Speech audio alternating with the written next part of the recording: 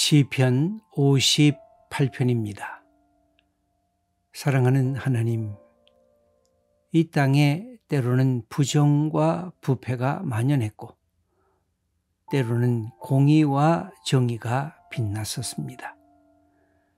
하나님의 마음에 합한 지도자들도 있었고 그렇지 못한 지도자들도 있었습니다.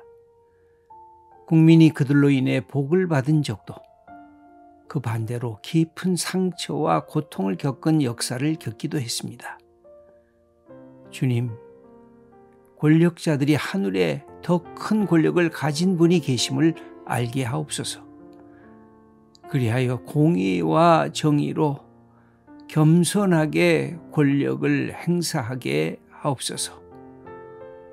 지금도 국민을 바르게 섬길 줄 아는 귀한 지도자들이 곳곳에서 나타나게 하옵소서.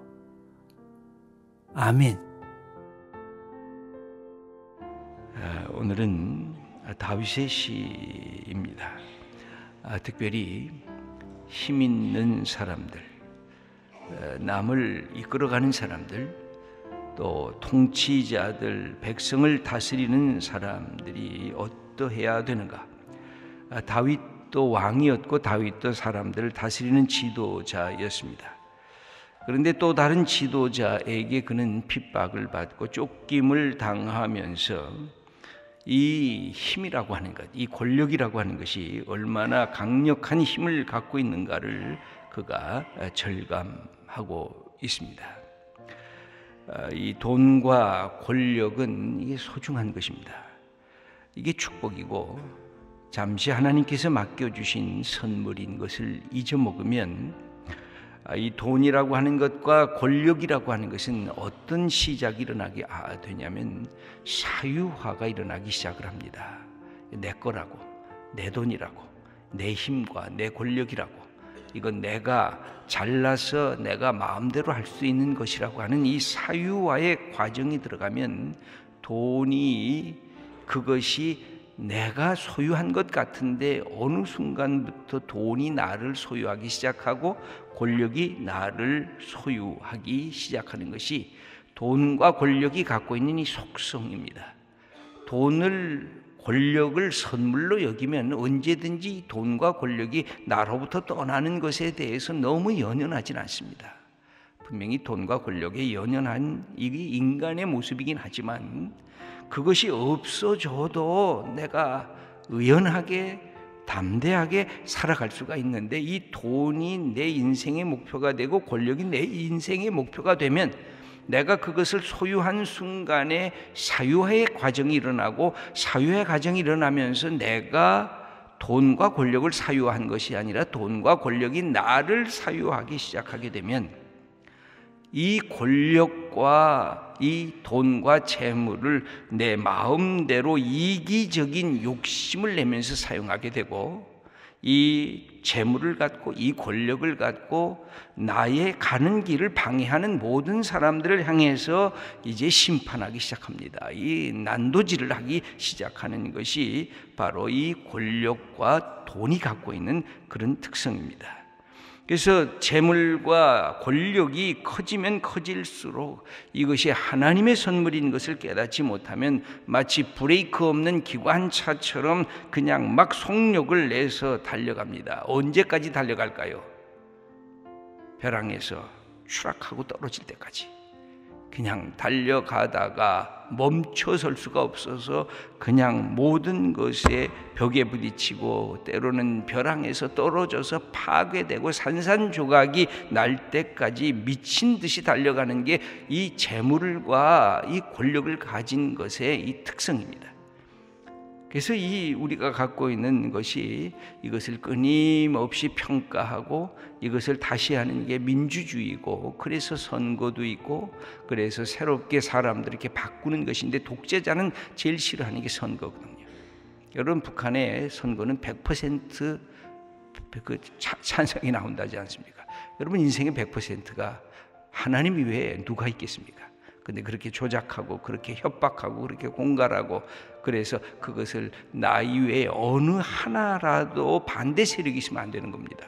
이 권력의 이 마지막 특성은 51대 49로 이기는 것이 아니라 100대 0으로 이기도록 그렇게 이 권력은 추구하게 되어져 있습니다. 그래서 이 권력을 갖게 될 때 내가 가진 권력보다 더 큰 권력이 있는 것을 늘 기억해야 되는데, 그것이 안 되면 어떻게 될까요? 여기 1절 말씀을 우리 한번 읽어보겠습니다. 통치자들아 너희가 정의를 말해야 하거늘 어찌 잠잠하냐? 인자들아 너희가 올바르게 판결해야 하거늘 어찌 잠잠하냐? 이렇게 묻는 것입니다. 이것은 뭐예요? 통치자에게 물을 그 자리가, 그 권력이 있어야 돼요. 여러분, 우리가 하나님을 인정하는 것, 그것은 왜 중요합니까? 통치자들이 너보다 더 큰 권력을 가진 분이 계신다. 너보다 더 많은 재물을 가진 계신 분이 계시다. 네가 가진 지식보다 더 큰 지식을 가지신 분이 계다. 네가 가진 지혜보다 진짜 지혜자가 계신다. 그러므로 내가 지식을 많이 쌓았어도 겸손할 수 있고, 내가 권력을 갖고 있어도 겸손할 수가 있고, 내가 재물을 많이 가지고 있어도 겸손할 수가 있어서 공의와 정의로 내 인생의 길을 열어갈 수 있는 사람이 되는 것, 그것은 권력자가 아무리 선해도 그게 안 됩니다.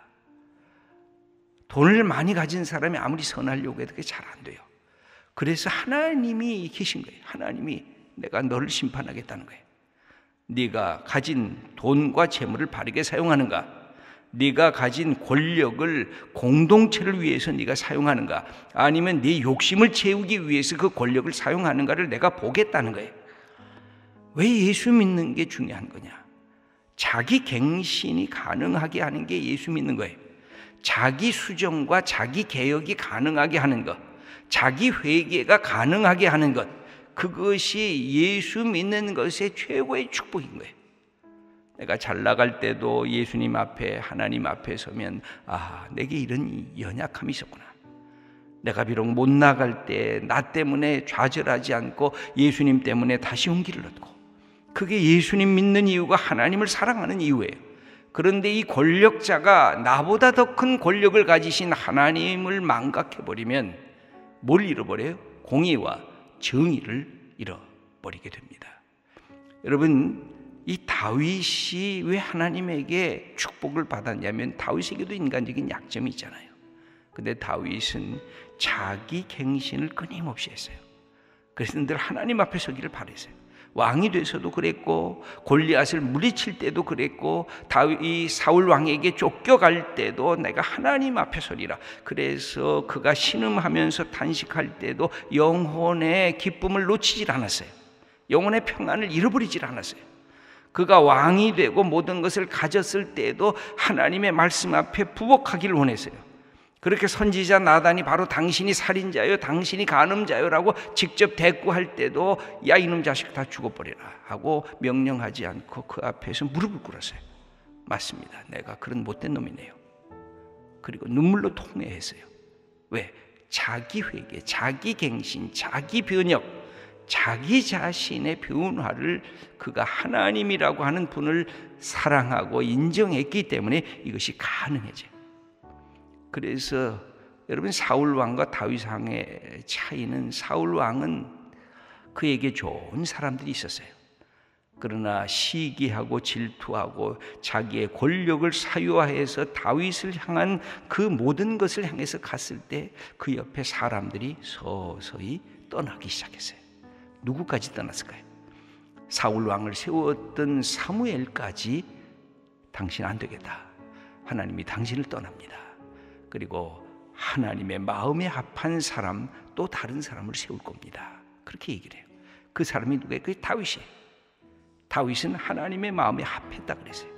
다윗이 완전했다, 다윗이 흠이 없다, 다윗이 온전한 인간이었다, 그런 뜻이 아니에요. 그는 끊임없이 하나님 앞에 자기를 서기를 원했기 때문에 하나님께서 이 다윗을 내 마음에 합한 자여, 나를 기쁘게 하는 자라고 하는 칭호를 받게 됐어요. 그것은 자기가 갖고 있는 권력, 자기가 갖고 있는 그것조차도 하나님 앞에 서면 아무것도 아니라고 하는 두려움과 떨림이 있었기 때문에 그렇습니다. 여러분, 신앙이 마지막까지 귀한 신앙으로 되려고 하면 이 두려움과 떨림이 내 삶의 속에 이렇게 체득화가 돼야 돼요. 그래야 내가 가졌어도 겸손하고 없어도 당당할 수가 있어요. 그런데 내가 하나님에 의한 것이 아니라 내가 갖고 있는 소유물과 내 권력에 의해서 나를 규정하면 없으면 비참하고 없으면 비굴해지고 있으면 오만방자해지고, 그래서 하나님의 뜻을 이룰 수가 없어요. 그러면 어떻게 돼요? 사람들이 떠나가요. 내 주위에 좋은 사람들이 떠나가요.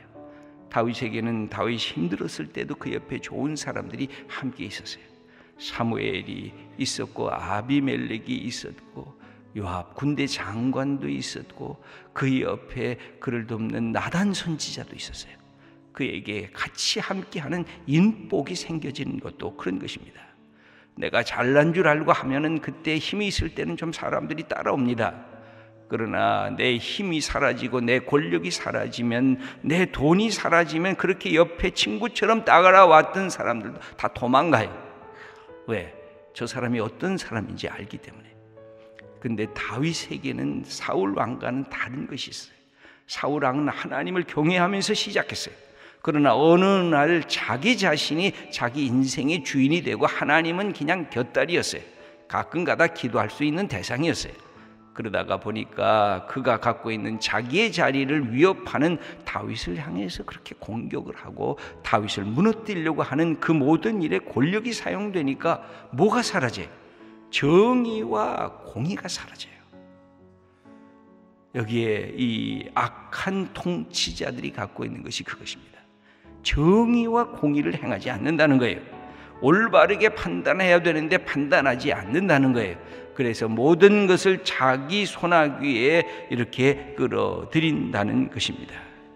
여러분, 우리가 그래서 지도자가 되려고 하면 늘 세 가지 방향을 늘 기억하셔야 돼요. 첫째는 내가 하나님 앞에 서고 있는가.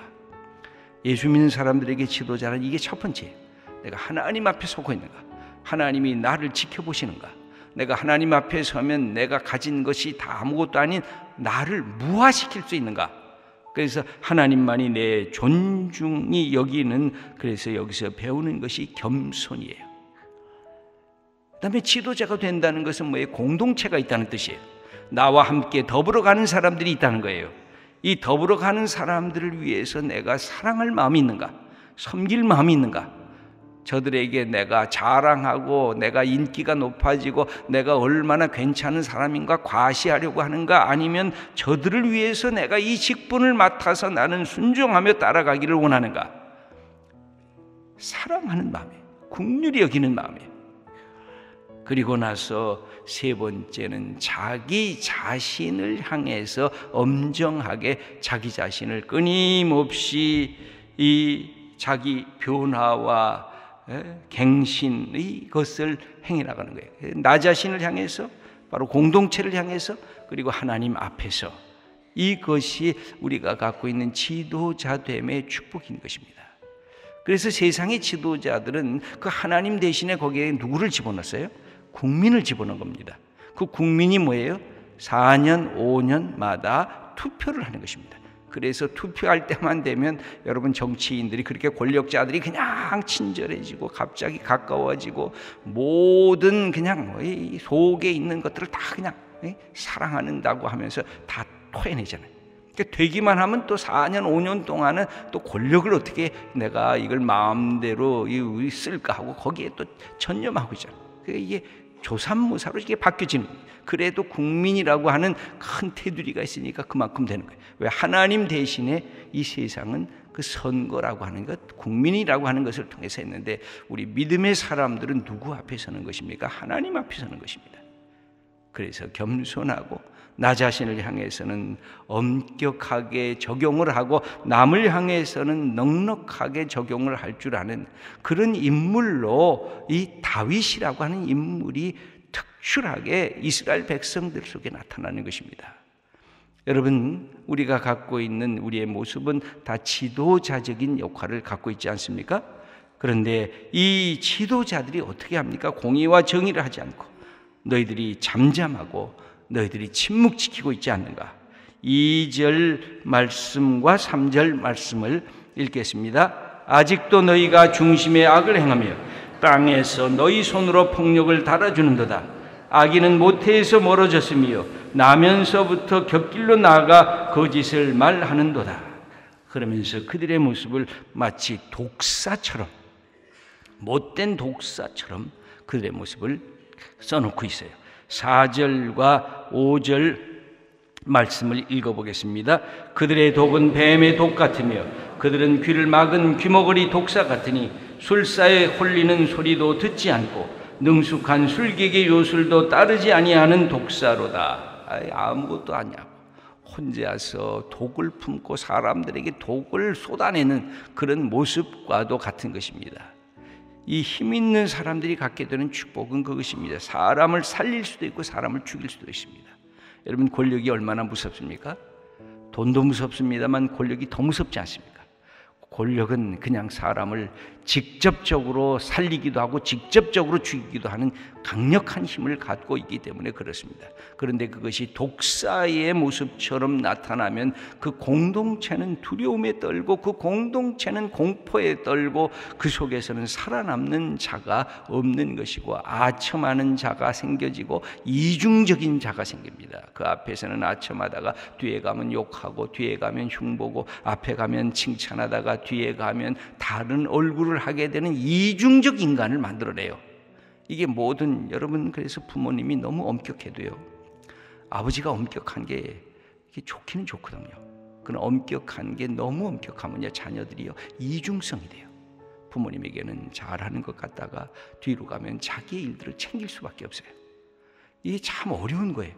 그래서 공의와 정의라고 하는 아주 엄격한 것과 사랑과 국률과 인자라고 하는 따뜻한 친밀성이 하나님에게 함께 있는 것을 우리가 배워나가야 돼요. 지도자가 되는 것이, 그런 것이 쉽지가 않은 부분이에요. 그래서 하나님 앞에 자기를 내세우고 공동체를 생각하며 나가는데, 그런 이 독사와 같은 지도자를 보면서 다윗은 무너져라, 이 저주를 퍼부어요. 무너지게 하라고. 여러분, 그 6절부터 이제 저주가 이게 막 나오기 시작하는데 6, 7절 우선 읽어보겠습니다. 하나님이여 그들의 입에서 이를 꺾으소서. 여호와여 젊은 사자의 어금니를 꺾어내시며 그들이 급히 흐르는 물같이 사라지게 하시며 겨누는 화살이 꺾임 같게 하시며 8절과 9절 읽겠습니다. 소멸하여 가는 달팽이 같게 하시며 만삭되지 못하여 출생한 아이가 햇빛을 보지 못함 같게 하소서. 가시나무 불이 가마를 뜨겁게 하기 전에 생나무든지 불붙는 나무든지 강한 바람으로 휩쓸려 가게 하소서. 10절 말씀입니다. 의인이 악인의 보복당함을 보고 기뻐하며 그의 발을 악인의 피에 씻으리로다. 이걸 하나님에게 맡기는 겁니다. 그리고 나서 마지막에 하는 것이 하나님은 심판주이십니다 라는 사실을 선언합니다. 11절입니다. 그때 사람의 말이 진실로 의인에게 ገብ힘이 있고 진실로 땅에서 심판하시는 하나님이 계시다 하리로다. 의인에게 하나님께서 갚아주시고 그 다음에 하나님께서 이 땅에 심판하신 하나님, 하나님은 공의와 정의로 이 땅을 심판할 거다. 하나님을 두려워할 줄 알아라. 그래야 좋은 지도자가 될 수가 있다. 이 사실을 우리들에게 말씀합니다. 사랑하는 귀한 아리 성도 여러분, 여러분들은 다 지도자입니다. 가정의 지도자들이고 사회 속에서 직장의 지도자들이고 교회 지도자들이고 이 세상에서의 지도자 역할을 합니다. 늘 세 가지, 하나님 앞에서, 그리고 공동체 앞에서, 그리고 내 자신의 실존 앞에서 내가 어떤 마음으로 서야 될 것인가. 하나님 앞에서는 두렵고 떨림으로, 공동체 앞에서는 사랑과 너그러움으로, 자기 자신 앞에서는 자기를 갱신하고 회개하고 개혁하는 마음으로, 그런 사람들이 곳곳에 자기의 삶의 자리에서 복된 지도자들로 설 수 있게 될 것입니다.